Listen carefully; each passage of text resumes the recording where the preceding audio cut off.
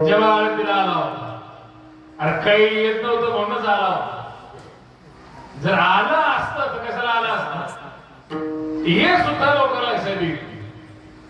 सगळे परंपरा आहे, लहानपणी खेळतात मोकळं, थोडं मोठं झालं का अभ्यास, भौतिक जगाचा अभ्यास संपला, भविष्यासाठी नोकरी. आणि नोकरी एकदा आली की लग्न. त्याच्यानंतर आपल्याकडे पुढची पिढी जन्माला येते आणि पुढची पिढी चांगली मोठी होईपर्यंत दिवसा गणित याचं अस्तित्व कमी होतं. तुम्ही बघा, घरामध्ये तुम्ही लहान होते, गुटगुटीत होते, प्रत्येक पाहुणा आला का पडायचा, बाळा कस काय, पिलो कस काय, कोणी पटकन उचलून घेत, फक्त घेत नाही, घेऊन मोकळा घेत.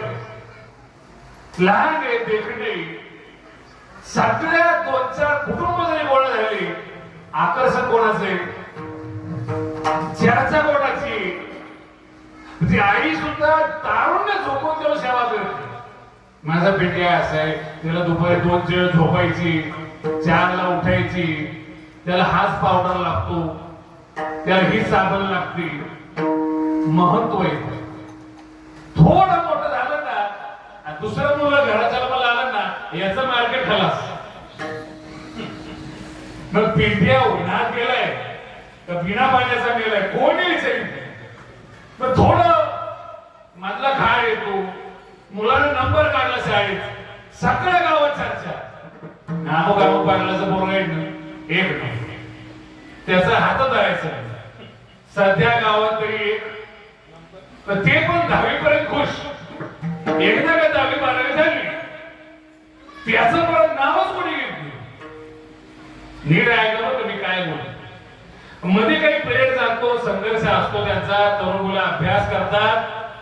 काल UPSC तसे मुलं आली, वेगवेगळ्या क्षेत्रात पास होतात. पुन्हा चर्चा, गरीबाचा मुलगा आहे, अमुकचा मुलगा IPS झाला, त्याचा मुलगा PSI झाला, त्याचा मुलगा नोकरीला लागला. दुसरं काही नाही. मागे एक जणांचं काम झालं, तो मुलगा SP आला. तो माझ्या कीर्तनाला आला होता, फोन केला, मला बाबा जरा कीर्तन ऐकायचं, बरेच दिवस झाले बंद पडलं, ऐकलं नाही. फोटो वगैरे काढले आमच्या सोबत. बरं दुसऱ्या दिवशी बऱ्याच लोकांचे फोन कसा करतात, महाराज तुमची ओळख आहे का, ते आमचं सरळ सरळ काय, मी म्हणलं हो चांगली ओळख